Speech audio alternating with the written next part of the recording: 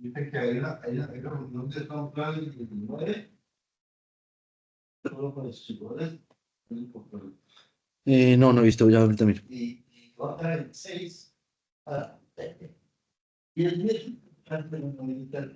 Además del número que dará el proyecto de 2025 de los campos, que no vaya a muchos campos, pero no han dado.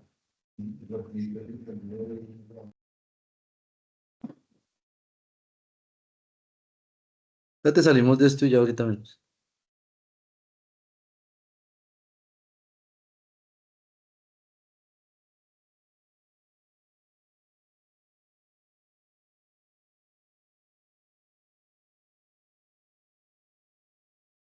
Entonces,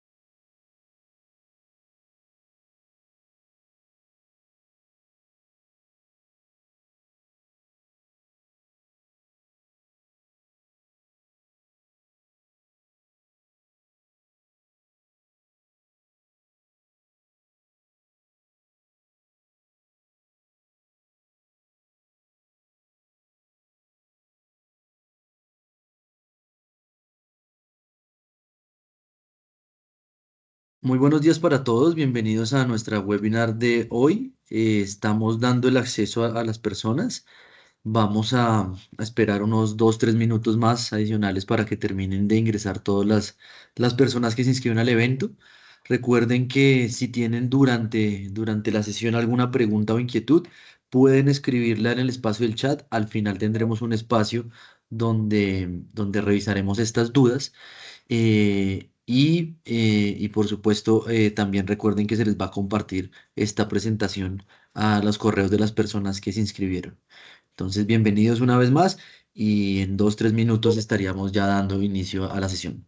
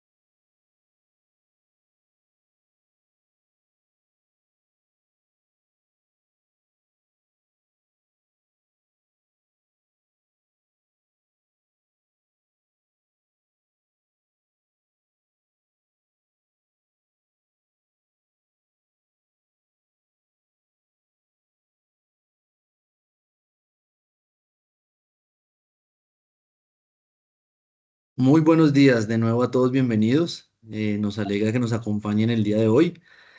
Hoy vamos a tener una sesión muy interesante, creo que de mucha importancia para todos en los diferentes países que nos acompañan el día de hoy. Vamos a estar hablando de la importancia en la determinación y la correcta evaluación de sílice cristalina para prevenir enfermedades asociadas a este riesgo. Nos va a acompañar el día de hoy nuestro querido amigo David Rodríguez. David, para los que no lo conocen, es ingeniero químico, él es especialista en salud ocupacional. Varios años se desempeñó, de hecho, en el tema de protección respiratoria en 3M y actualmente es dueño y gerencia su propia compañía en México que se llama Innovare EHS. Tiene muchísima experiencia, ha sido invitado a muchos congresos internacionales, es especialista en todos estos temas de higiene industrial, de medio ambiente y seguridad, protección respiratoria, conservación auditiva y equipos de protección personal. Y adicional a esto, ha ejercido, actualmente hecho es el presidente de la Asociación Mexicana de Salud Ocupacional y es miembro del comité ejecutivo de la IOJA, de la Asociación Internacional de Salud Ocupacional. Así que bueno, David aquí está para acompañarnos, para compartirnos todo su conocimiento. Espero que sea una sesión muy útil para todos. Es una persona con muchísima experiencia y que seguramente nos va a dejar muchas ideas importantes de lo que es realmente medir de forma correcta sílice cristalina. De nuestra parte de Intecon y su red de distribuidores en toda Latinoamérica, les agradecemos por acompañarnos y de verdad esperamos que esto sea una sesión donde puedan sacar mucho provecho en sus países para poder prevenir enfermedades asociadas a este contaminante. David, buenos días, ¿cómo estás? Bienvenido. Todo tuyo el auditorio. Gracias, Nico. Buenos días. Un gusto saludarlos a todos. Espero que se encuentren bien. Y bueno, el día de hoy vamos a hablar un poco acerca de este contaminante que está presente en muchos sitios de trabajo y que en los últimos años ha cobrado una relevancia importante también porque sabemos que puede causar bastantes daños a la salud. Vamos a hablar un poquito acerca de eso. Yo soy David Rodríguez, soy gerente de desarrollo de negocios de Intecon en México y bueno, tengo algo de experiencia en la parte de higiene ocupacional y algunos años haciendo.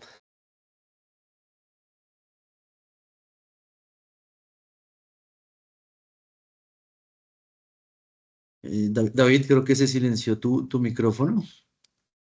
Perdón, Nico, no sé qué Tranquilo, pasó, pero no hay problema. Eh, bien, vamos a hablar un poco acerca de enfermedades ocupacionales, un poco poner el contexto en dónde estamos o qué es lo que está pasando con estas enfermedades. Vamos a hablar en particular hoy día de sílice cristalino, que es un tema importante y que debemos de voltear a ver, porque han cambiado muchas normativas a lo largo de los últimos años respecto a este contaminante. Entonces vamos a hablar un poquito de qué es, dónde está presente, cuáles son los peligros a la salud que están relacionados directamente con la exposición a sílice cristalina. Y luego nos vamos a meter un poco a hablar acerca de las regulaciones, ¿no? De algunos países por ahí que han cambiado su regulación, específicamente los Estados Unidos a través de dos organizaciones importantes, la OSHA, eh, y la EMSHA, que es la Administración de Seguridad en Minas, que acaban de adoptar un nuevo estándar también de sílice cristalina. Vamos a hablar un poco de México y de Colombia también, que ya tienen regulaciones específicamente establecidas para sílice cristalina. Vamos a hablar de los límites de exposición que son vigentes o que están vigentes. Y después nos vamos a mover un poco a la parte de la evaluación, de la parte de monitoreo, ¿no? ¿Qué debemos de considerar nosotros para hacer toda la parte de evaluación en campo de sílice cristalina? Algunas opciones que les pueden ayudar por ahí. Y luego vamos a hablar acerca de la parte analítica, ¿no? ¿Cuáles son los métodos que existen para hacer evaluación también de sílice cristalina? Eso es lo que tenemos preparado para el día de hoy. Bueno, eh, a ver, este dato, ¿no? La Organización Internacional del Trabajo hace algunos años publicó un documento en donde hablaba acerca del costo de las enfermedades y accidentes de trabajo, ¿no? Y ellos estiman o estimaban en aquel entonces que cada año cerca de 2 millones de personas mueren por temas relacionados con accidentes y enfermedades laborales, ¿no? Y bueno, el costo de tratar esas eh, enfermedades y esos accidentes de trabajo en aquel entonces, esto es un estudio que se hizo hace más de 20 años, desafortunadamente no hay nada más actualizado que esto, pero en aquel entonces ascendía a 1.25 trillones de dólares, que en realidad es 1.25 billones de dólares o millones de dólares, ¿no? En aquel entonces ese valor estaba relacionado con o equivalía a un casi 4% del Producto Interno Bruto a nivel global, ¿no? Eh, una gran cantidad de recursos, ¿no? Que tenemos que destinar para tratar estas accidentes y enfermedades ocupacionales. Y en ese mismo estudio, la OIT estimaba que cerca de 160 millones de personas tienen o sufren una enfermedad relacionada con sus actividades laborales, ¿no? Pongámoslo esto en perspectiva, ¿no? 160 millones de personas es más de la población completa de un país como México, por ejemplo, ¿no? La mitad de la población de los Estados Unidos de Norteamérica. Entonces, las proporciones son muy grandes, ¿no? Y lo que nos deja, o lo que me deja por lo menos a mí esta parte es que no hemos hecho un trabajo adecuado en la parte de prevención de enfermedades. Probablemente hemos hecho en muchos países un trabajo adecuado en la parte de prevención de enfermedades, pero, perdón, de accidentes, pero en enfermedades hemos quedado probablemente cortos, ¿no? Entonces, es solamente un dato para ponerlo sobre la mesa, ¿no? Y que de alguna forma también puede servir para entender cómo puede impactar la salud ocupacional y la seguridad en las empresas, ¿no? Si hablamos o podemos trasladarlo al Producto Interno Bruto, probablemente también este 4% lo podamos trasladar a lo que es las ventas totales o las ganancias totales de una compañía en un año, ¿no? Entonces, es importante dimensionar el problema que tenemos con las enfermedades ocupacionales hoy día, ¿no? Si hablamos de sílice cristalina, bueno, pues es primero que nada uno de los elementos más comunes en la Tierra, afortunada o desafortunadamente. Su fórmula química es una molécula de silicio unida a dos moléculas de oxígeno, ¿no? Y normalmente lo encontramos en cualquier sitio. Obviamente van a variar las concentraciones y las condiciones, pero en la tierra, en la arena, en el granito y cualquier tipo de mineral, ¿no? Es por esto que normalmente encontramos la sílice en un montón de actividades económicas, ¿no? La minería, la construcción, la industria en general, y es uno de los temas que probablemente no se han tomado tanto en consideración o no se habían tomado tanto en consideración en la industria de la construcción, ¿no? Muchos materiales de la industria de la construcción, aparte del cemento, los ladrillos, tabiques o hormigón, cuentan con cierto contenido de sílice cristalina, ¿no? Y entonces probablemente uno de los grupos más vulnerables respecto a exposición a sílice es justamente la industria de la construcción, ¿no? También en muchos países, desafortunadamente en nuestra región, pues es uno de los grupos de profesionales menos observados y menos cuidados, porque finalmente forman muchos de ellos parte de la economía informal en nuestros países, ¿no? Y es difícil gestionar y velar por la seguridad y salud de este grupo de personas, ¿no? Es probablemente uno de los principales contaminantes. Yo diría que uno de los tres principales contaminantes dentro de la industria de la minería, ¿no? Por obvias razones, están manejando cantidades muy grandes de materiales eh, minerales, ¿no? Miles de toneladas al día, y eso hace que también las exposiciones sean en algunos casos grandes también, por ahí con grupos también muy grandes de exposición, pues, ¿no? Las minas en algunos proyectos mineros pueden llegar a tener varios decenas inclusive de miles de personas trabajando dentro de la mina, y bueno, pues entonces tenemos también esa parte, ¿no? Les decía, creo que es uno de los principales contaminantes, aparte del material particulado de diésel y también del monóxido de carbono. Existen tres formas de sílice cristalina, ¿no? Las tres formas son bastante estables: cuarzo, tridimita y crisobalita, ¿no? De esas tres, la forma más común es el cuarzo, ¿sí? Que bueno, normalmente todas las muestras están relacionadas con el contenido de cuarzo en las muestras, y son materiales que pueden convertirse de manera muy fácil en material particulado, ¿no? Y entonces hablamos también de la presencia de este tipo de materiales en el aire, y es donde nos importa a nosotros como higienistas velar y cuidar la salud de las personas.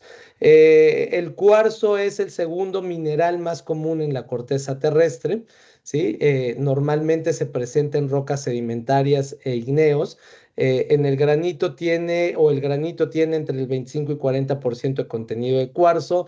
Las areniscas tienen 67% aproximadamente de contenido de cuarzo, y la arena de mar entre el 60 y el 100%, dependiendo del sitio en donde tú estés también. Entonces es un material sumamente abundante en la corteza terrestre. También es importante mencionar que en algunos casos no representa un mayor riesgo a la salud, porque el material particulado es sumamente grueso y grande, que no permite la dispersión en el medio ambiente, pero en algunos lugares en donde nosotros estemos laborando, pues es probable que podamos encontrar este tipo de material.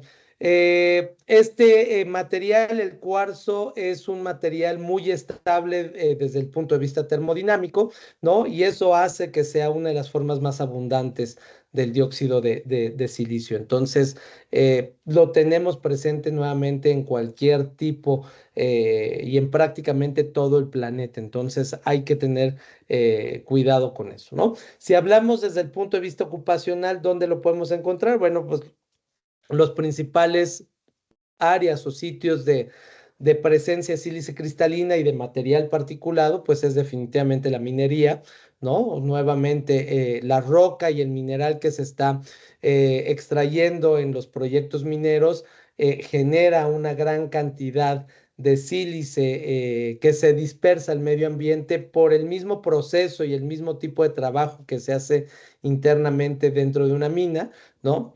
Básicamente lo que hacen las minas es romper roca para poder después transportarla a un molino y hacer partículas más finas para poder extraer el mineral de interés de cada una de las minas. Y todo este proceso pues genera de cierta manera una gran cantidad de sílice cristalina por ahí. ¿No? La industria del cemento en algunos casos, no en todos, eso es importante mencionarlo, pero en algunos casos el mismo proceso de extracción también de material para poder crear el cemento puede llegar a tener contenido de sílice cristalino, ¿no? Entonces, también es una industria en donde está presente el material particulado y en particular también el sílice en forma de cuarzo. La industria de la construcción, pues ya hablamos que, bueno, el cemento, los ladrillos, el hormigón, y muchos materiales, la misma arena que se utiliza para la parte de la construcción, está o tiene cierto contenido de sílice. Y eso hace también, como les decía, probablemente uno de los grupos más vulnerables de exposición a este tipo de contaminantes, ¿no? La industria de la construcción es muy grande en muchos países, incluyendo México, y desafortunadamente muchas personas que se dedican a la industria de la construcción normalmente son personas que están bajo un esquema de informalidad, pues, ¿no? Entonces, difícilmente podemos ver qué es lo que está pasando y difícilmente podemos tener datos sobre qué es lo que está pasando con las exposiciones en este grupo de trabajadores, ¿no? Hay algunas actividades u operaciones como el samblasteo, por ejemplo, o el chorro de arena, que utiliza este tipo de materiales también con un gran contenido de sílice para poder limpiar o poder devastar ciertas piezas metálicas. En algunos sitios es muy común encontrar este tipo de actividades, ¿no? Podemos hablar de la industria de los astilleros, por ejemplo, ¿no? En donde están fabricando o haciendo barcos y bueno, es un proceso común. Metal mecánico también se puede encontrar por ahí de forma rutinaria. Y finalmente la industria del vidrio también podemos encontrar la presencia de sílice cristalina en actividades laborales, ¿no? Entonces tenemos ahí un amplio margen o un amplio gama de personas que están expuestas a este tipo de materiales. Si hablamos de peligros a la salud que están asociados directamente con la sílice cristalina, primero que nada es que es una partícula que se va acumulando o que se va eh, metiendo, digamos, dentro de nuestros pulmones y va a generar una neumoconiosis. La neumoconiosis es una acumulación de partículas dentro de nuestro sistema respiratorio. Normalmente son partículas muy pequeñas. Estamos hablando de la fracción respirable, obviamente, y eso hace que a lo largo de periodos muy prolongados de exposición puedas causar una enfermedad relacionada directamente con el sílice que se conoce como silicosis. Finalmente es una neumoconiosis, ¿no? Hay algunas otras enfermedades relacionadas también con la sílice cristalina, como el cáncer de pulmón, la EPOC o la enfermedad pulmonar obstructiva crónica y algunas enfermedades en los riñones, ¿no? La más importante para nosotros definitivamente es la silicosis, ¿no? La silicosis, como les decía, es una neumoconiosis, una acumulación de partículas dentro del sistema respiratorio que normalmente se desarrolla por la exposición a este tipo de contaminantes o a sílice cristalina durante periodos muy largos o muy prolongados, ¿no? Normalmente estamos hablando de más de 10 o 15 años de exposición repetida y prolongada para poder desarrollar este tipo de enfermedades, ¿no? Normalmente se desarrolla una incapacidad permanente, ¿no? Básicamente cuando se diagnostica en prácticamente cualquier servicio de seguridad social es catalogada como una incapacidad permanente y desafortunadamente muchos de los casos de silicosis terminan con la muerte, perdón, de un individuo, ¿no? En los Estados Unidos de Norteamérica se estima que ha causado más de 14,000 muertes desde 1968, aunque yo creo que hay un sesgo en este número, ¿no? Porque no contabiliza probablemente gente que trabaja también en la parte de la construcción de manera informal.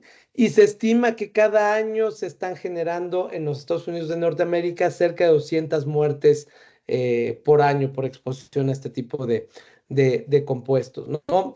En nuestros países hay información un poco sesgada. En México, por ejemplo, se clasifica dentro de las neumoconiosis, ¿no? Entonces, no, el Instituto Mexicano del Seguro Social no presenta cuántos casos de silicosis caen dentro de las neumoconiosis. Entonces, es un poquito sesgada la información que tenemos al respecto y es un tema también que debemos de ver, ¿no?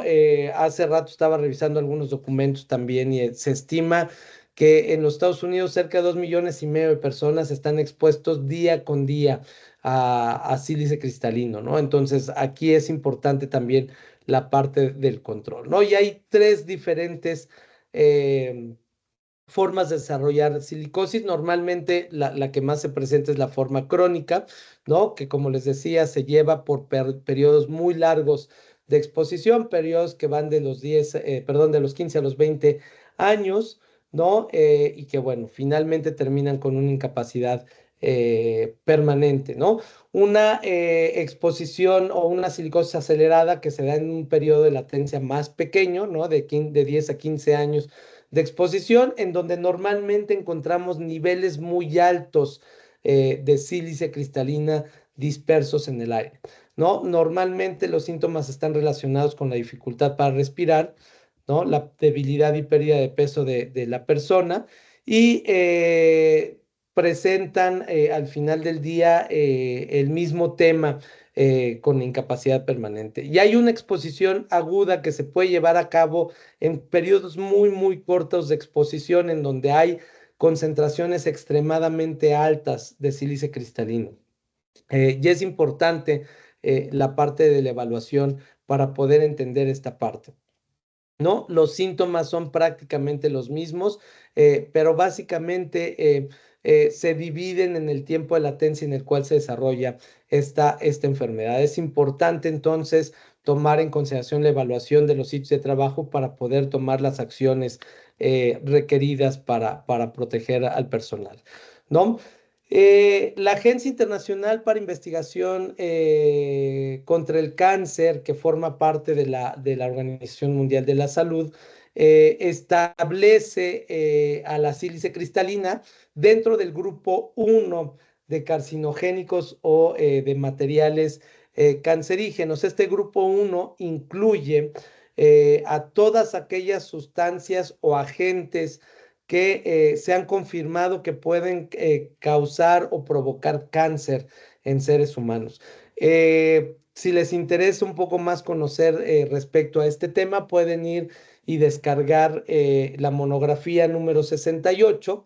En esa monografía se habla del sílice, algunos silicatos, polvo de carbón y algunas fibras de paramida, en donde explica todo el desarrollo y la información que hay para poder determinar que la sílice cristalina es un agente confirmado como carcinogénico en los seres humanos. Es importante esta parte, ¿no? La Conferencia Americana de Higienistas Industriales del Gobierno, la ACGIH, que publica cada año los TLVs y que es una guía de referencia para nosotros los higienistas, clasifica desde hace algunos años la sílice cristalina en sus tres formas, cuarzo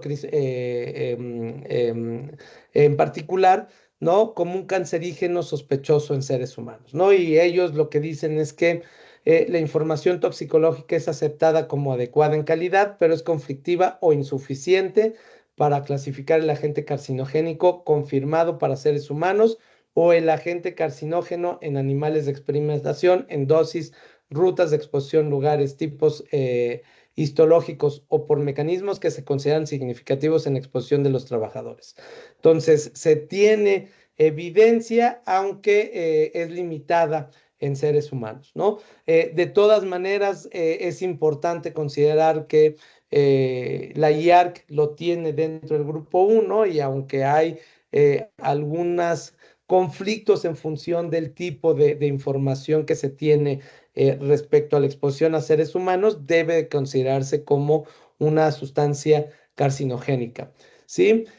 También hay información o evidencia que la inhalación de polvos inorgánicos como el sílice cristalina puede ser un factor de riesgo para presentar enfermedad pulmonar obstructiva crónica, que es básicamente una enfermedad progresiva que va a causar dificultad para respirar y que tiene dentro de algunos síntomas la tos, la producción de grandes cantidades de mucosidad, ¿no? Presión en el pecho y dificultad para respirar.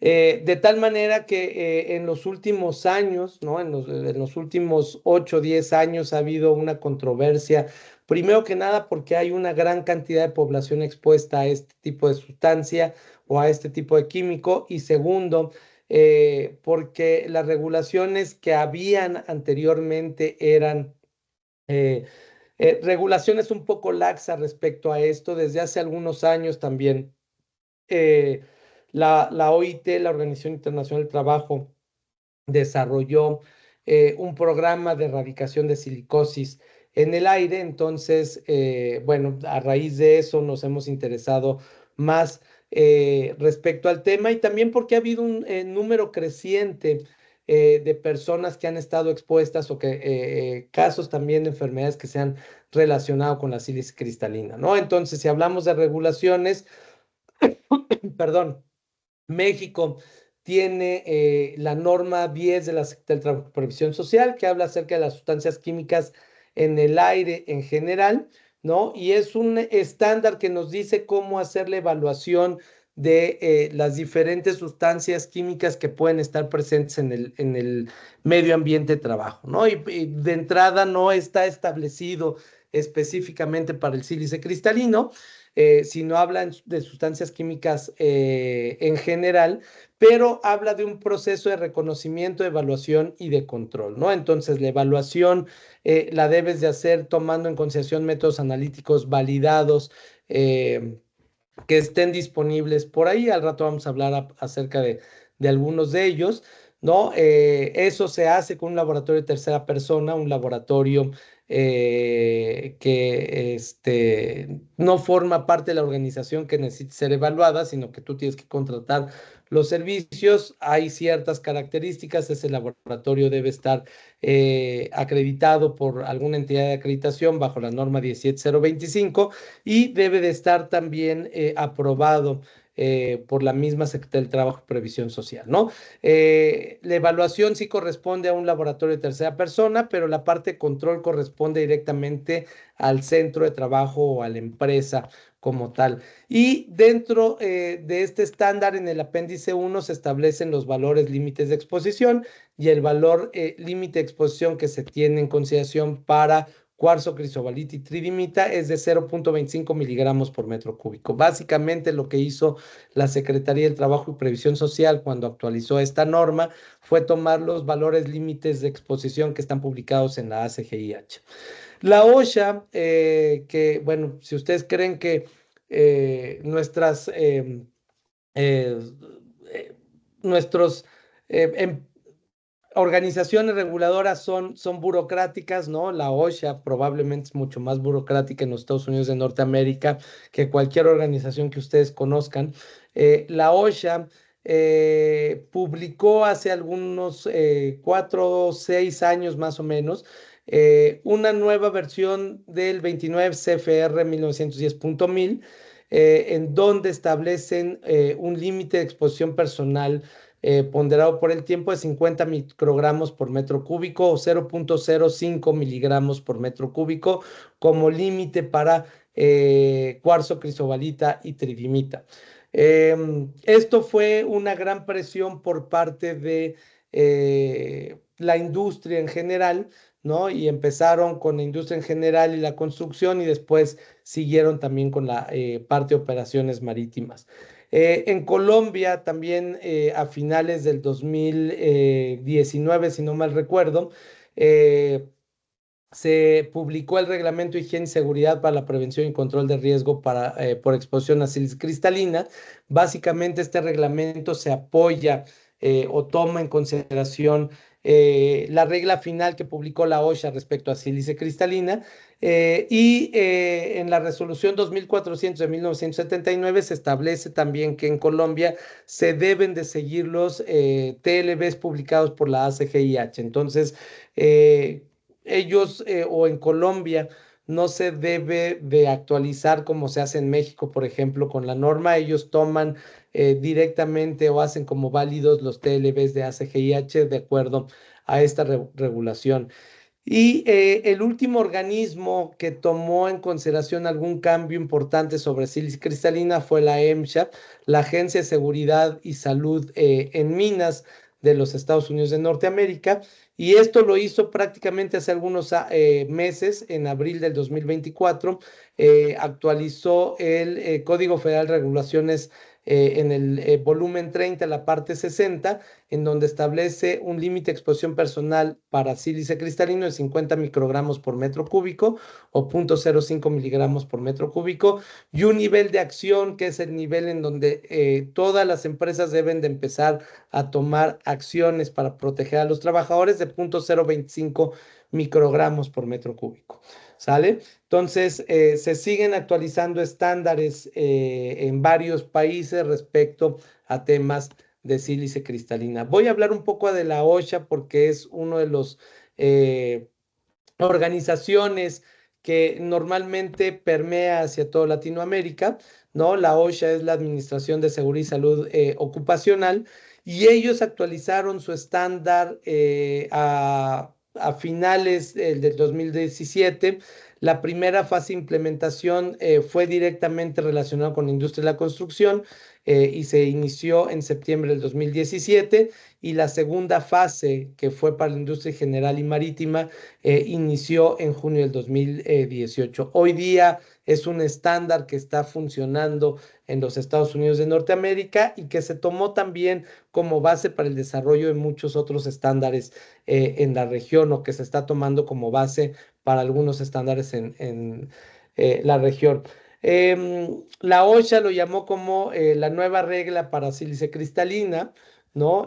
Fue un cambio significativo en las regulaciones, tenían más de 30 años sin haber modificado ni siquiera límites de exposición, ¿no? Y bueno, dentro de lo que establece la OSHA en esta nueva regla para sílice cristalina es evaluar la exposición de los trabajadores si la concentración de sílice se encuentra por arriba de los 25 microgramos por metro cúbico. Eso cuando tienes una exposición de 8 horas. Es un límite o un nivel de acción ponderado por el tiempo. Si tienes trabajadores que estén expuestos a concentraciones por arriba de los 50 microgramos por metro cúbico, debes de implementar acciones de control para proteger la salud de los trabajadores. Si no tienes trabajadores que estén expuestos a este contaminante, pues debes de limitar el acceso de aquellas personas que no requieren realizar alguna actividad, ¿no? Para evitar que estén expuestos por arriba del límite de exposición personal. Y una de las partes importantes es que establece el uso de equipos de protección respiratoria como parte del trabajo de control, donde no se pueda limitar la exposición a sílice cristalina, ¿no? Entonces es importante y este estándar está relacionado con algunos otros estándares también publicados por parte de la OSHA, como el estándar 29 CFR 1910.134, que habla en particular de protección respiratoria. Habla acerca de métodos que debes de utilizar para evitar la generación de polvo en medio ambiente. No te dice qué ni te dice cómo, simplemente te dice que debes de utilizar estos métodos. Algunos de ellos pueden ser tan sencillos como utilizar agua para evitar la dispersión del polvo en el medio ambiente. A veces esto no es factible por la operación que tenemos o por la gran cantidad de agua que se requiere. Debes de establecer e implementar un plan escrito de control de exposición para identificar todas aquellas tareas que puedan presentar un potencial de exposición y cuáles son los métodos que vas a utilizar para controlar la exposición. Complementando todo el programa, debes de tener exámenes médicos de las personas, incluyendo dos pruebas importantes: la prueba de función pulmonar o una espirometría y una placa de tórax para cada uno de los trabajadores, por lo menos cada 3 años, para cada trabajador que esté expuesto a niveles por arriba de 25 microgramos por metro cúbico. Debes de tener o realizar un programa de entrenamiento a los trabajadores expuestos a sílice cristalina y almacenar los registros tanto de la evaluación de exposición como de los exámenes médicos del personal ocupacionalmente expuesto. ¿Sale? Hablando un poco de los límites de exposición, esto simplemente para dejarlo, digamos, sobre la mesa. Los límites de exposición son concentraciones bajo las cuales creemos que la mayoría de los trabajadores pueden estar expuestos día tras día sin sufrir ninguna alteración a su salud, ¿no? Es importante entender que es una guía, ¿no?, que nos sirve para establecer un valor de referencia, pero no es una línea que divida el bien y el mal, ¿no? Si estamos por arriba de 0.026 microgramos por metro cúbico, no estamos, o bueno, no es que estemos mal. Si estamos por abajo de 0.024, estamos bien, ¿no? Es simplemente un valor de referencia que nos ayuda a nosotros como higienistas a tomar decisiones sobre la exposición del personal o del grupo de personas que están expuestas a un determinado agente, ¿no?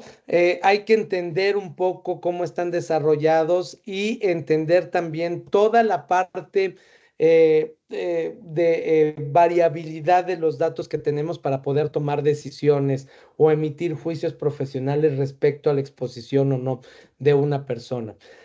Los TLBs establecen 3 valores, ¿no? En inglés se conocen como TWA, STEL o Ceiling. TWA es Time Weighted Average o promedio ponderado por el tiempo.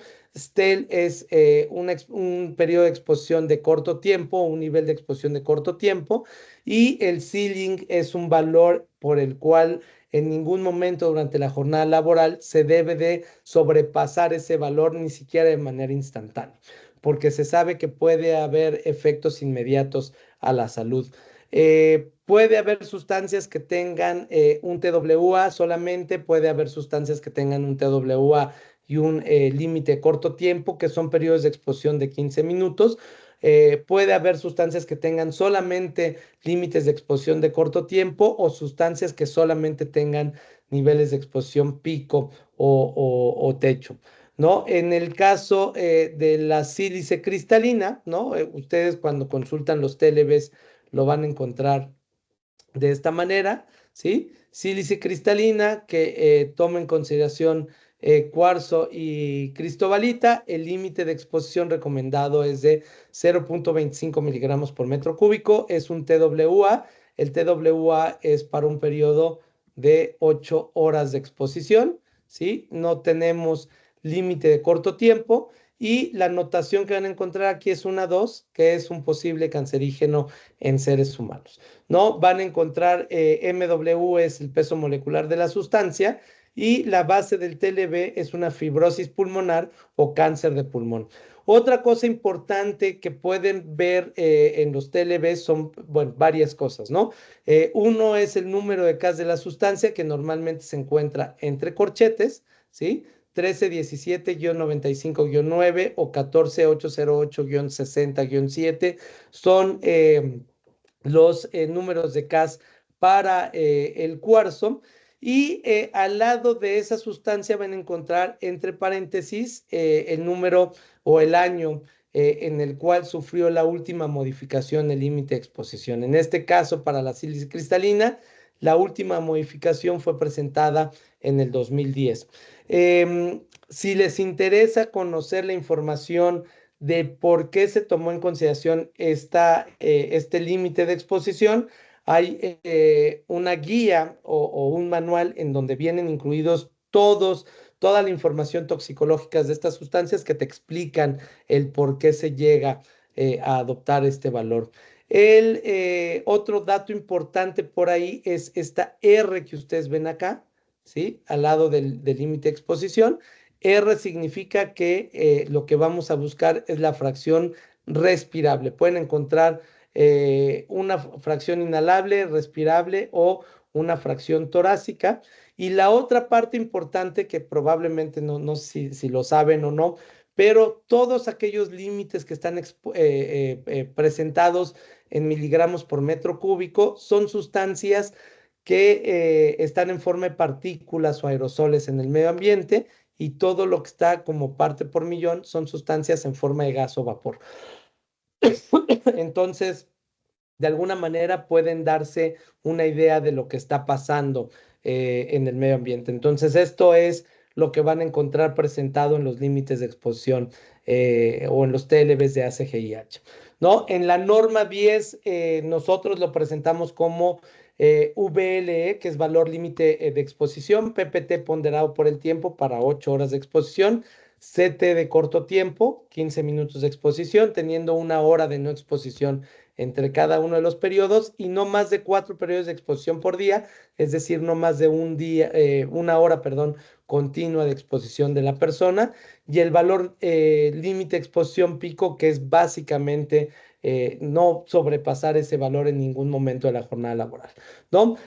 Nosotros en la guía o en el apéndice 1 de la norma 10, separamos cada una de las sustancias, ¿no? Sílice cristalina en forma de cuarzo, cristobalita y trípolis o tridimita, ¿no? Entonces, el peso molecular y los límites que están establecidos también con la fracción que nosotros vamos a evaluar por ahí, ¿sale? Bueno, ya sabemos que es importante tomar entonces una muestra de aire, y por eso es que vamos a hablar un poquito acerca de la parte del monitoreo.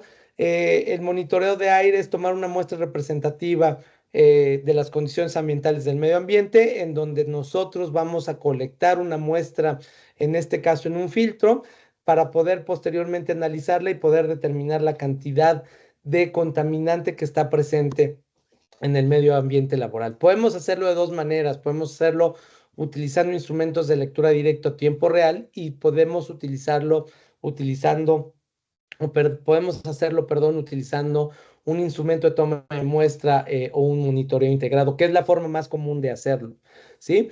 Los instrumentos de lectura directa son instrumentos que nos dan un valor de una concentración en un periodo determinado de tiempo, ¿no? Hoy día se ha popularizado el uso de este tipo de instrumentos. El problema de estos instrumentos es que miden partículas en general. Normalmente el método que usan para determinar partículas es un método que se conoce como dispersión de luz. Es un método en donde pasas a través de una cámara el aire contaminado. Hay un haz de luz láser, y cada vez que pasa una partícula, ese haz se va a reflejar en alguna parte de la cámara y va a llegar a un detector de luz que va a cuantificar la cantidad de partículas que hay y te va a dar una concentración determinada, ¿no? Dependiendo del tipo de instrumento, obviamente también es la precisión que tiene.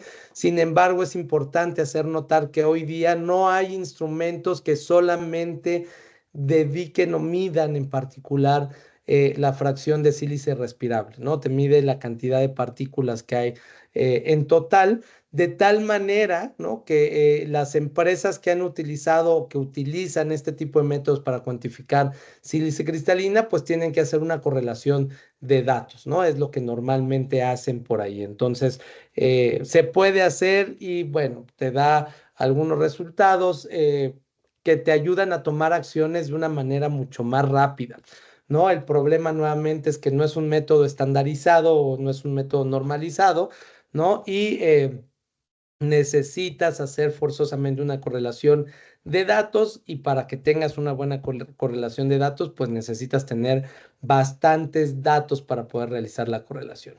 Si hablamos de una toma de muestra integrada, pues son instrumentos o básicamente bombas de succión que manejan un flujo de succión constante y que van a estar conectados a un medio de captura o un elemento de captura en donde se va a atrapar la sustancia que a nosotros nos interesa. En este caso va a ser un filtro en donde vamos a atrapar las partículas para posteriormente analizarlas. Hay muchas bombas de muestreo, son bombas personales. La idea es que la persona lo traiga durante el tiempo en el cual está trabajando y expuesta a este tipo de contaminantes.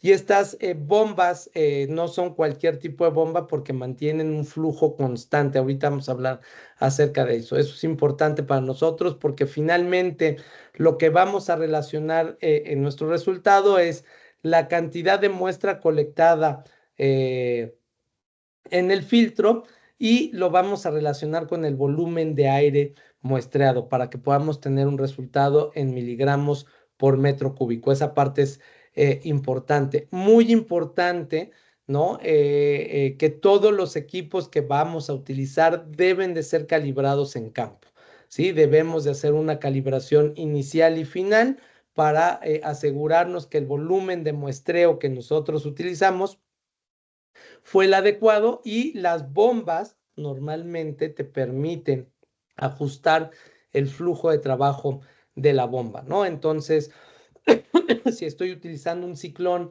para separar partículas de nylon, por ejemplo, que requiere 1.7 litros por minuto, lo puedo utilizar. Si estoy utilizando un ciclón Higgins-Dewey que utiliza 2 o 2.5 litros por minuto, también lo puedo utilizar con la misma bomba, pero siempre es importante calibrar para asegurar que de una buena manera que el volumen de la muestra que nosotros tomamos es el adecuado para nosotros, ¿no?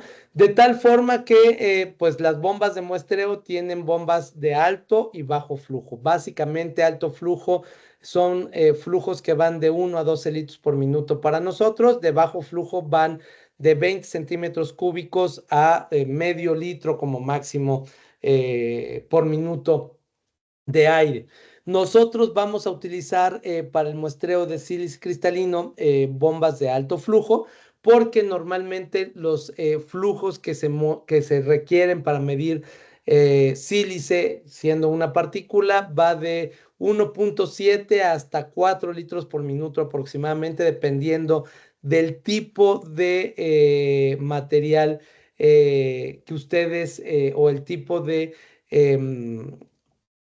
ciclón o separador que ustedes tengan por ahí, ¿no? Entonces, sílice cristalino es una de estas sustancias y hay que utilizar algunos accesorios, un filtro, como dijimos, donde vamos a atrapar la muestra o colectar la muestra y un ciclón que nos va a ayudar a hacer la separación de las partículas, ¿no? Como les decía, las bombas normalmente trabajan a una presión de succión constante o a un flujo constante. Esto es muy importante para nosotros, ¿no? Y esto lo que hace es asegurarnos que durante todo el muestreo, ¿no? Vamos a tener el mismo flujo. Nuevamente, esto es un dato muy importante para nosotros porque si aseguramos un buen volumen de muestreo, vamos a disminuir la incertidumbre en la medición que nosotros tenemos en la evaluación o el muestreo que hagamos. Y esto es muy sencillo de entender. La presión de succión, en realidad, el término en inglés es back pressure, ¿no? O presión trasera, pero se puede traducir como presión de succión. Lo que hace es estar manteniendo a lo largo de todo el muestreo, sin importar la caída de presión, un mismo flujo de aire, ¿no? Imagínense que ustedes tienen un vehículo, ¿no? En este caso la analogía es que el vehículo es la bomba, ¿no? Va a trabajar o necesitamos que circule a 50 kilómetros por hora, ¿no? Para la bomba 2 litros por minuto, y eso va a cambiar en función de la carga, ¿no? El trabajo que requiere hacer el vehículo o la bomba en función de la carga, va a cambiar a lo largo del tiempo, puede cambiar a lo largo del tiempo. Ahorita lo vamos a ver mejor, ¿no? Pero tenemos que tener un vehículo en este caso que nos permita jalar desde una carga pequeña hasta una carga muy grande. Lo mismo pasa también con la bomba. Tenemos que asegurar que nos permita manejar un flujo constante con una carga, un filtro pequeño, un filtro que tenga una carga de partículas muy grande también por ahí. Simplemente por usar un medio filtrante se incrementa considerablemente la caída de presión en el filtro y la bomba tiene que ser capaz de mantener esa presión de succión para mantener ese flujo constante que nosotros estamos buscando, ¿no? Por ejemplo, un filtro de 37 milímetros de ésteres de celulosa que se utiliza, por ejemplo, para medir metales, ¿no? Tiene una caída de presión aproximadamente 5 pulgadas de agua para un flujo de 1.7 litros por minuto, y si aumentamos el flujo a 3.5 litros, la caída de presión se va al doble, ¿no? A 10 pulgadas de agua. Entonces las bombas deben de ser capaces de mantener esta presión de succión, ¿no? ¿Y cómo lo hacen? Pues lo hacen manejando algo muy parecido a lo que los vehículos tienen como control de crucero, ¿no? Ustedes si van manejando en la autopista y tienen un control de crucero, ¿no? Lo que van a hacer es que van a mantener una velocidad constante, y si tengo yo una subida, ¿no? Entonces el coche obviamente va a tener que acelerar para poder seguir manteniendo esa velocidad constante, y si yo tengo una bajada, ¿no? Entonces el coche va a tener que frenar para seguir manteniendo esa velocidad constante. Lo mismo pasa con las bombas de succión. Si yo bloqueo un poco la abertura por donde está succionando aire, la bomba automáticamente va a detectar ese cambio de presión y va a incrementar el trabajo que requiere en el motor para seguir manteniendo ese flujo constante. Entonces es importante considerarlo entre nuestras bombas de muestreo. El control de presión constante nos permite también de alguna manera poder utilizar, por ejemplo, dos filtros de forma simultánea, ¿no? Manejas una presión de succión constante a lo largo de todo el monitoreo, y el flujo lo vas a modificar directamente en uno de los potenciómetros o tornillos que limitan el paso de aire a través de esta sección por esta parte del filtro, ¿no? Entonces, calibras a través de este pequeño tornillo que tienes ahí y puedes medir, por ejemplo, sílice cristalina y algún otro contaminante como plomo en caso, por ejemplo, de alguna mina, ¿no? Entonces, en lugar de tener dos bombas, puedes trabajar con una bomba que trabaja a una presión de succión constante sin la necesidad, ¿no? De colocar otro equipo. La otra parte importante es la fracción de las partículas, ¿no? Y hablábamos hace rato que en el caso de la sílice cristalina, las partículas inhalables son las importantes para nosotros, perdón, respirables son las importantes para nosotros. Las respirables normalmente son partículas muy pequeñas que llegan a depositarse internamente dentro de alguna parte de nuestro pulmón. Tenemos cuatro diferentes tipos de partículas totales, inhalables, torácicas y respirables, y están relacionadas en función al daño que puede generar en alguna parte de nuestro sistema respiratorio.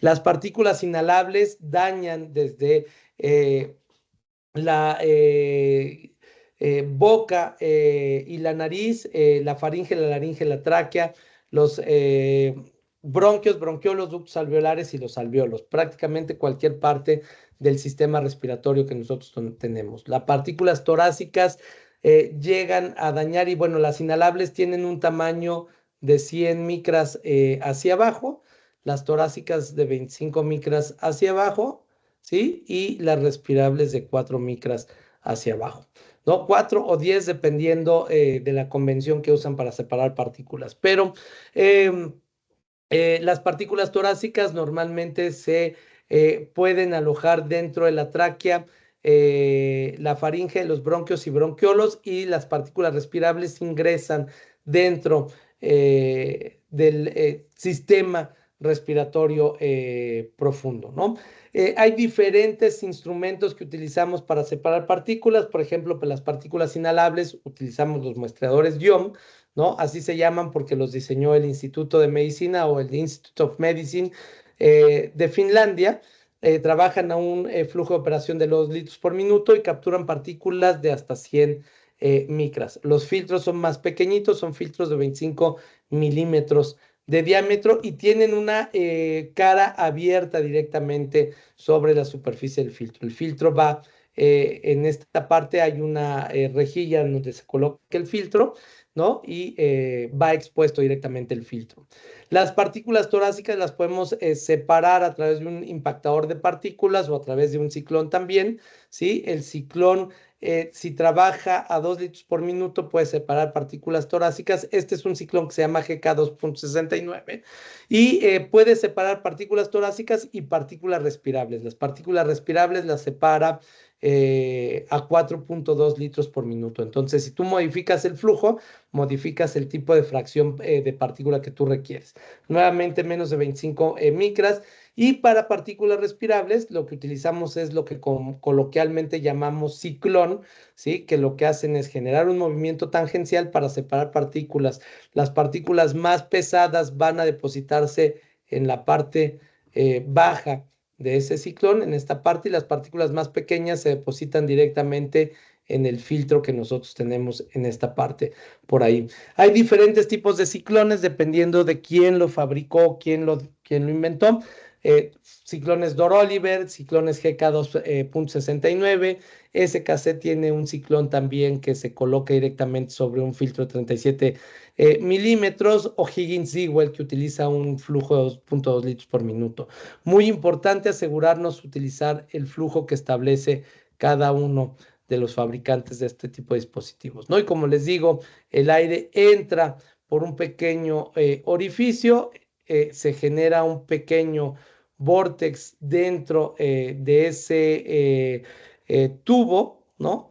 Y lo que va a hacer es que las partículas más pesadas quedan en esta parte, ¿sí? Y las partículas más pequeñas van a pasar por el vórtex hacia la parte de arriba y ser colectadas a través del filtro. Si hablamos de sílice cristalina, hay 3 métodos de evaluación o 3 métodos analíticos para poder determinarlos. El NIOSH 7500, NIOSH es el Instituto Nacional de Seguridad y Salud Ocupacional de los Estados Unidos de Norteamérica. Está el 7500 que trabaja a través de difracción de rayos X, el 7601 que trabaja a través de espectrofotometría de absorción visible y el 7602 que trabaja a través de espectroscopía infrarroja. ¿Sí? Hay un método para sílice amorfa que es el NIOSH 7501, que es exactamente también por difracción de rayos X, y el 7603, que es espectrofotometría de absorción infrarroja para cuarzo en polvo de minas de carbón. ¿Sí? El NIOSH o todos los métodos analíticos les van a mostrar cómo deben de tomar la muestra. ¿Sale? Te dice, por ejemplo, que debes de tener para tomar la muestra una bomba, ¿no? Con un ciclón y un filtro. El ciclón puede ser de 10 milímetros o Higgins-Dewell o de aluminio. Los flujos que vas a utilizar, 1.7 litros por minuto, 2.2 litros por minuto o 2.5 litros por minuto, dependiendo del tipo de ciclón que tú tengas, y el volumen máximo y mínimo en el cual este método fue validado por parte de NIOSH. ¿Sí? Significa esto, es importante, ¿no? Porque no significa que solamente te vas de colectar ese volumen, ¿no? Sino que el método fue validado entre los 400 y los 1000 litros por minuto. Si quieres usar un volumen mayor, pues lo que tienes que hacer es tomar o validar el método a esos volúmenes. En México esto ha sido un tema porque dentro de la legislación, dentro de la norma 10, se establece que debes de tomar por lo menos, ¿no? 7 octavos de tiempo de la jornada laboral. Es decir, si yo tengo 8 horas de trabajo, debo de tomar una muestra por lo menos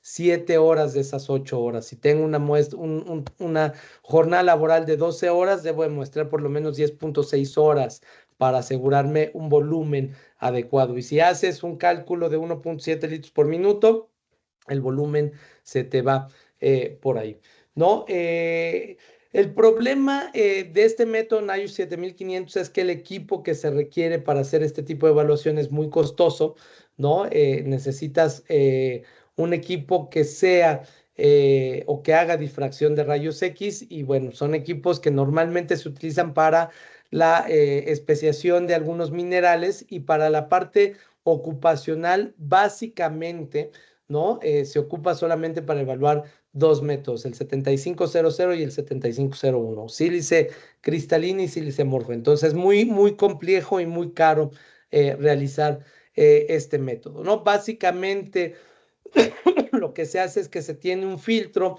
se prepara la muestra sobre una superficie y se bombardea esa muestra a diferentes ángulos con una fuente de rayos X y se mide la dispersión de esos rayos que nos indica básicamente la cantidad y la presencia de algún material o algún mineral en particular, en este caso sílice cristalina, es la forma en cómo se hace. El 7602, que es otro de los métodos que se utiliza a través de espectroscopía infrarroja por transformadas de Fourier, básicamente lo mismo, un flujo de 2 a 4 litros por minuto, utilizando un ciclón con el mismo volumen por ahí, y te establece los blancos de campo también por muestra. Aquí lo que vas a hacer es un pellet o una pastilla de bromuro de potasio, donde vas a tener la muestra y se lee también directamente la absorción, se irradia con una fuente infrarroja y va a haber un proceso de absorción, ¿no? Y va a generarte algunos picos que te va a decir por ahí si existe o no existe la presencia de algunas muestras. Hay una marca de estos equipos que en teoría puede ser portátil, ¿no? Entonces la puedes llevar a campo y hacer las lecturas en campo, pero bueno, es un equipo también costoso para llevarlo a campo y es lo único que hay, digamos. Nuevamente tienes que hacer el muestreo como normalmente nosotros lo hacemos y posteriormente preparar la muestra, que eso requiere cierto tiempo dentro del laboratorio para poder posteriormente analizarla en campo. Entonces, tan portátil o tan tiempo real no es un equipo que te dé lecturas en tiempo real, ¿no? Con esto terminamos un poco la parte del muestreo. Es importante considerar la parte del muestreo y asegurarnos que lo estamos haciendo de forma adecuada, porque de otra manera vamos a tener información sesgada o no válida para nosotros, ¿no? Y lo importante nuevamente es tener datos para poder determinar qué tipo de controles vamos a utilizar. ¿Listo? Entonces, terminamos creo que en tiempo. No sé si hay alguna pregunta por ahí. David, muchísimas gracias. Muchas gracias por, como siempre, una excelente presentación, por esa excelente información, por actualizarnos en todo lo que tiene que ver con la medición de sílice, que creo que es un problema todavía no muy visible para muchos. Y bueno, seguramente con todas estas nuevas regulaciones que han ido saliendo en los diferentes países, pues va a haber también, aparte de ser más conscientes del tema, pues va a haber como un tema también legal, pues que va a obligar a las empresas a poner su atención en esto. Correcto. Preguntas, la verdad no veo que haya ninguna pregunta. No sé si de pronto alguien tiene una pregunta. Pues es el... Ah, mentiras, miento. Espérame un segundo que creo que aquí tenemos una pregunta. Ah, sí. Aquí hay una pregunta de Juliana, quien nos pide si le podemos aclarar cuáles son las ventajas y desventajas de los métodos analíticos desde la NIOSH. Bueno, me imagino a los dos métodos del infrarrojo o espectroscopía infrarroja y eh, el de difracción de rayos X, el 7501 y el 7602. Me imagino que esa es la pregunta. El 7501, que es el de difracción de rayos X, tiene un límite de cuantificación mucho más pequeño, ¿no? Te permite cuantificar menores cantidades de sílice presentes en la muestra. Y te permite también hacer las tres formas, ¿no? cuarzo, tridimita y cristobalita.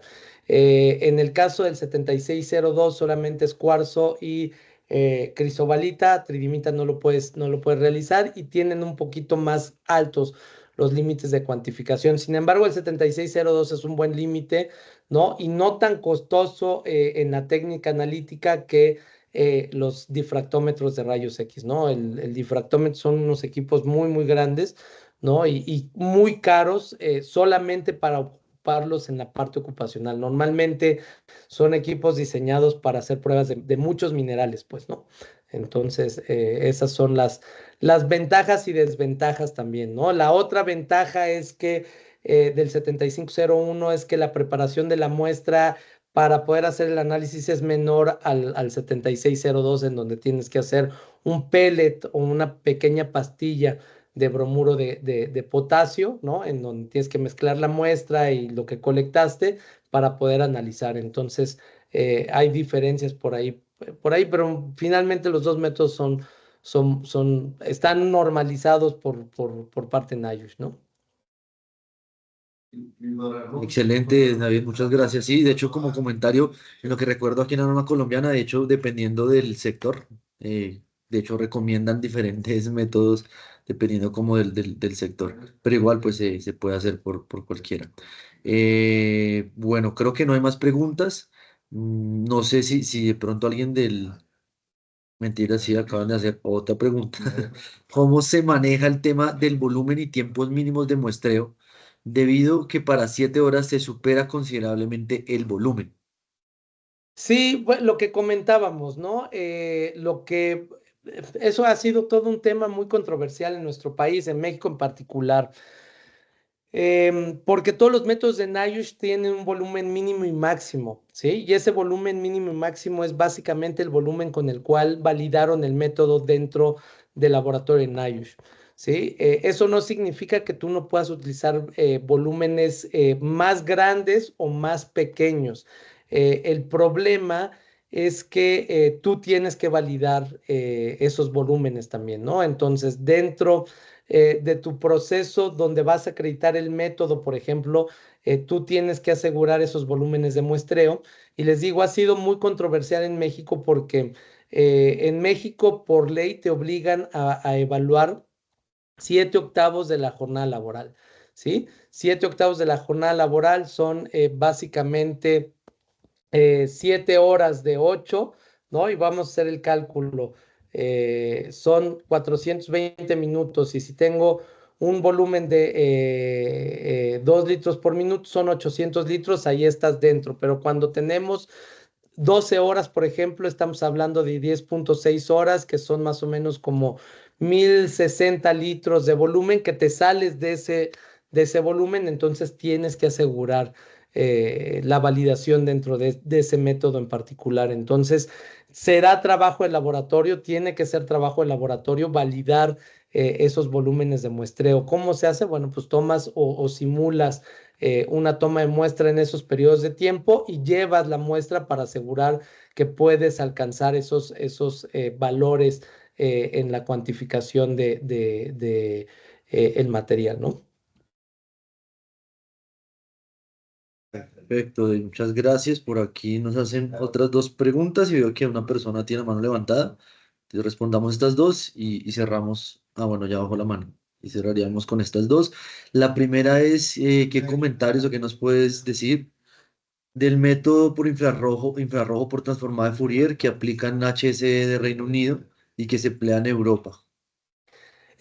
Mira, no lo conozco, la verdad es que no lo conozco, pero debe ser un método muy parecido al de NIOSH, ¿no? El de NIOSH es igual infrarrojo por transformadas de Fourier, entonces debe ser muy, muy parecido. La verdad es que ahí sí te pido una disculpa, Rimsky, no conozco el método como tal, pero lo podemos investigar y por ahí te podemos mandar la respuesta igual, pero debe ser un método muy, muy parecido. La ventaja del equipo de transformadas de Fourier es que lo puedes utilizar también para evaluar algunos otros químicos también por ahí, ¿no? Algunos compuestos orgánicos volátiles. Entonces el equipo al final del día es un poquito más versátil para poder cuantificar algunos otros contaminantes, no solamente silicristalino, ¿no? Nuevamente, la limitante que tiene la difracción por rayos X es que es un método muy, muy particular para minerales. Y el único método o los únicos dos métodos que hay establecidos que utilizan esta técnica es el 7500 y el 7501, perdón, de NIOSH. Entonces, es muy costoso. Sé que en Colombia sí te piden hacer la evaluación por este método y hay laboratorios que lo hacen también por ahí, en particular y listo, ¿no? Gracias, David. La otra pregunta que nos hacen dice, ¿cómo hacer de una manera práctica para prevenir la enfermedad de silicosis sin realizar mediciones en una pequeña empresa de construcción? Híjole, es una buena pregunta. Vamos a la parte control, pues, ¿no? Pero la parte control involucra muchas cosas. Involucra, bueno, la parte de eliminación que no es posible, ¿no? La parte de contención que probablemente tampoco es posible por ahí, ¿no? Aplicar algunos métodos o controles como el espreado de agua puede ser. No me gusta mucho este método porque finalmente empiezas con un tema ambiental. También muchas empresas lo hacen y requieren cantidades muy grandes de agua. Hay algunas cosas que se utilizan hoy día. Muchas empresas están ofreciendo supresores de polvo, que es una mezcla de agua con un químico que lo que hacen es evitar que se generen esas nubes de polvo. Puede ser algo por ahí que pueda funcionar. Si vas a trabajar en lugares donde vas a hacer, por ejemplo, mezcla de concreto, probablemente vale la pena hacerlo en lugares muy abiertos, ¿no? Puedes tener algunos sistemas de extracción también colocados en este sitio donde vas a hacer las muestras. Obviamente la parte de protección respiratoria es importante, pero si vas a usar protección respiratoria es importante también considerar la implementación de un programa de protección respiratoria y que bueno, eso involucra muchas otras cosas también, ¿no? Pruebas de ajustes respiradores, asegurar que la gente lo está utilizando de manera correcta, ¿no? Tienes que hacer evaluaciones médicas de forma consistente. Entonces, se puede hacer, ¿no? Y entiendo esa parte de no querer hacer la evaluación, pero bueno, al final del día hay que tomarlo eh, en consideración también por ahí, ¿no? Entonces, de vez en cuando vale la pena tomar algunas muestras para saber qué es lo que está pasando en el medio ambiente en general por ahí. Gracias, David. Por aquí nos preguntan si hay efecto de la humedad ambiental en la determinación de sílice. Em, No, no, en realidad, sí es un tema importante que debemos de considerar en la parte del muestreo, ¿no? Normalmente, y no tanto por la humedad, pero cuando llueve, por ejemplo, normalmente nosotros no evaluamos. Y no evaluamos porque cuando tienes lluvia, la dispersión de partículas prácticamente desaparece, ¿no? Entonces, tu muestreo no va a ser representativo de las condiciones normales de operación. Entonces, no hay alguna afectación por parte de la humedad y estoy viendo ahorita parte del método, pero no, o sea, de los métodos no te manejan una humedad relativa en particular, tanto en la parte muestreo como en la parte de análisis, ¿no? Entonces, sí, normalmente, como les digo, no muestreamos cuando llueve y no muestreamos más porque no son condiciones representativas, por la cantidad de polvo que vas a tener no es representativo a un día normal de operación donde no hay lluvia, ¿no? Perfecto, David. Y tengo dos más. Una que nos pregunta Rimsky, dice, buenas tardes, en cuanto al número de muestras que se aplica como la norma UNE 689. A ver, no establece la nueva regla de la OSHA o de la EMSHA el número de muestras que debes de tomar. Eh, la UNE 6889 puede funcionar para determinar el número de muestras. Si no la tienes, puedes consultar la norma 10 de la Secretaría del Trabajo y Previsión Social en su versión de 1999. Y si no la consigues, hay un manual de muestreo que publicó NIOSH hace muchos años, en 1974, pero que viene una tabla para hacer un muestreo estadístico en función del número de personas que forman parte de tu grupo de exposición homogénea. Básicamente este grupo es que de 1 a 8 personas tienes que tomar a todas las personas que están expuestas y de ahí va disminuyendo en función del número de personas que tú tienes, ¿no? Pero esa es una buena pregunta porque al final del día debes de considerar un número representativo de muestras. Obviamente, si a mí me preguntas, entre más es mejor, ¿no? Entre más muestras yo tenga, mejor tratamiento estadístico de datos vas a generar, ¿no? Pero, bueno, la 689 puede funcionar o puede funcionar también, como les decía, el manual de muestreo de NIOSH, que está publicado todavía, lo deben de tener publicado en NIOSH por ahí, y si no, déjenme ver si lo debo de tener, no, pero bueno, lo podemos, o sea, yo lo tengo, pero lo tengo en forma electrónica, se los puedo compartir también si lo necesitan por ahí. Y la otra, la norma 10, en su versión de 1999, trae una tabla que básicamente está basada en el manual de NIOSH igual. Gracias, David. Bueno, creo que esta sí sería la última. O bueno, mentiras, hay dos más. Una cortica y esta que preguntan si el método 7603 menciona que hay que tener en cuenta la interferencia de carbón. Yo ocupo el método 7500 en el que y se indica interferencia de grafito. ¿Sería lo mismo? Bueno, el método 7603 es un método que está establecido para minas de carbón.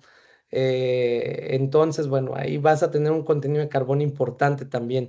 Definitivamente el grafito también es una forma de carbono, ¿no? Una forma del carbono, ¿no? Bueno, básicamente es em, una estructura cristalina también, eh, pero entiendo que no es lo mismo, eso es lo que entiendo. Osvaldo ahora sí me puso a pensar, lo voy a investigar más también, por ahí te doy la respuesta, por ahí, Osvaldo. Perfecto, David. También preguntan si medición de sílice sería equivalente a decir que estoy midiendo cuarzo y cristibalita. De sílice amorfa, me imagino que quiere decir eso. Está tal cual así la pregunta. Sí, medición de sílice es lo mismo que medir cuarzo y, y cristibalita. Depende del método que estés utilizando para medir sílice, ¿no? Si es 7500, tú puedes dividirlo en cada una de las formas del sílice cristalino, ¿no? Entonces, depende del método. Y nuevamente hay TLBs para cada uno de las tres formas, entonces puedes comparar directamente, ¿no? Perfecto, David. Y bueno, y ya ahora sí, la última, creo que es más como comentario, me pareció importante. Diana, que nos preguntaba para una empresa pequeña, ¿qué se puede hacer sin medir como tal? Y digamos, es el comentario de que serviría una medición en obras cortas que solo duran un mes y luego cambia a otra y luego a otra y a otra. A mí me parece importante y aquí hago una acotación, digamos que una cosa es el tema legal netamente, o sea, hay una regulación clara que te dice tienes que medir, cómo medir, incluso sé que habla de todos los temas que habla David, de la cantidad de muestras, de cómo sacar una estadística de cuántas muestras se necesitan tomar. Claro que hay otras formas, como decía también, de control, otras cosas que uno puede implementar. Lo que hablaba incluso David de monitorear de pronto en tiempo real y correlacionar eso, pero son cosas que no son como tal un método de referencia. Entonces, eso va a servir para un control interno y para una gestión y para prevención, pero no va a servir para cumplir con el marco legal que te están pidiendo. Es como el comentario que quería hacer. A ver, el deber ser de un higienista es evaluar, ¿no? Me queda claro que las condiciones van a cambiar en función de los sitios en donde vas a trabajar. Si es una obra corta, a lo mejor, no sé, lo haces. Es muy común, por ejemplo, aquí en México, una obra, vas a construir una nueva habitación en una casa y entonces, para no tener problemas también de regulaciones, alguna gente lo que hace es que desocupa el garage y ahí hace todo el trabajo la gente de la construcción, ¿no? Entonces, bueno, las condiciones son completamente diferentes a lo que planteamos. Yo sí evaluaría, ¿no? Finalmente es parte del deber ser. Entiendo también que, bueno, hay un tema ahí respecto a los resultados, ¿no? No los tienes de forma inmediata, mides y probablemente cuando los tengas ya terminó la obra al final del día, pero el deber ser de un higienista sería tener esos datos para posteriormente tomar eh, decisiones o juicios profesionales sobre la protección de los trabajadores, ¿no?